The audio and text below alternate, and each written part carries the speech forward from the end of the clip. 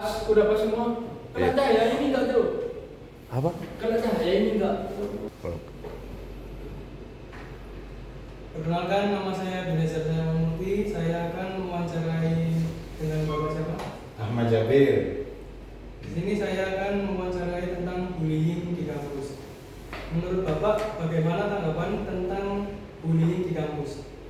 Ya, sebenarnya kalau bullying ini kan fenomena sejak zaman dulu sampai hari ini ada.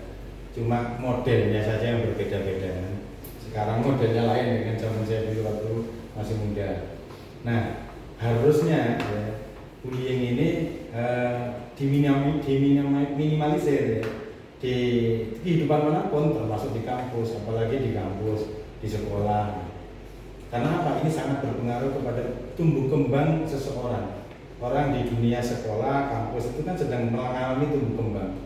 Kalau kemudian di lingkungannya memberikan efek buruk dengan bullying itu tidak mendukung pertumbuhan tumbuh kembang kepribadiannya itu menjadi baik. Nah, harusnya tidak boleh terjadi. Tapi biasanya tidak bisa dihindari, ada saja yang usil kan gitu. Kemudian melakukan bullying kepada temannya. Nah, kira-kira gitu. Untuk pertanyaan kedua, bagaimana Bapak mengatasi tindak kekerasan bullying dan bagaimana cara memberantasnya? Jadi pertama kita harus melakukan penyadaran. Tindakan buruk kita kepada orang itu selalu berdampak. Pertama dampaknya kepada orang itu.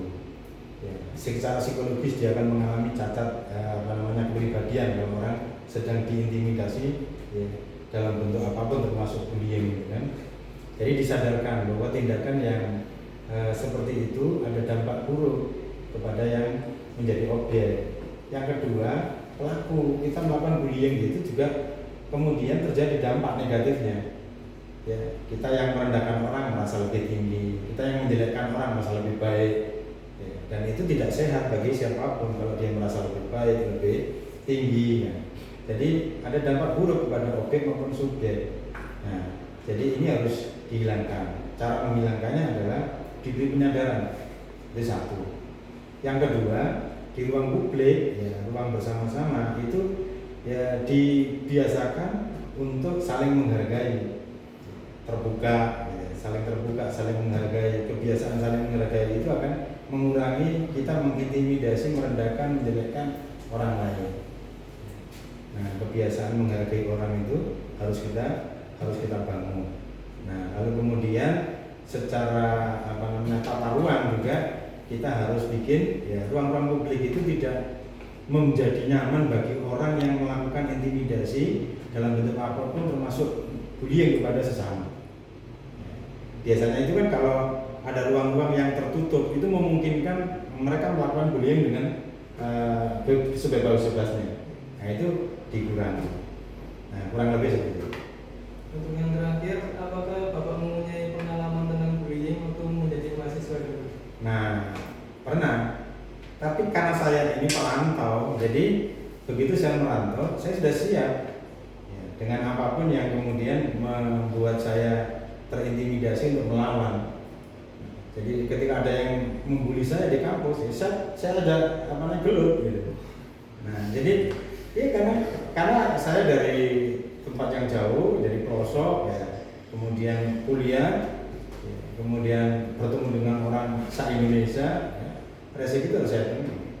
Nah, pernah saya dibully ya, oleh teman-teman saya sendiri, gitu, yang mereka perawakannya gede-gede gitu kayaknya gitu, ya, mungkin dipikir saya nggak berani. Ya, saya tantang gelut saja, ngerti gelut? Ya, siap. Saya tantang gelut. Nah, jadi karena saya juga punya pengalaman di SMA, saya masuk di klub tawuran segala itu kan gitu. Nah, meskipun kecil tapi berani. Jadi kita harus berani menghadapi orang yang mengintimidasi kita asal kita benar gitu. Nah, itu yang pertama. Jadi ya, dihadapi saja. Kalau kita tidak mau atau tidak mampu menghadapi, kita akan jadi objek bullying berlama-lama. Jadi objek bullying orang-orang yang suka membuli orang. Gitu. Berani selama kita benar, ya. Kalau ada orang yang tidak benar, ya kita ingatkan. Baik, terima kasih Bapak atas waktunya. Sama-sama, ya. Oke, terima kasih.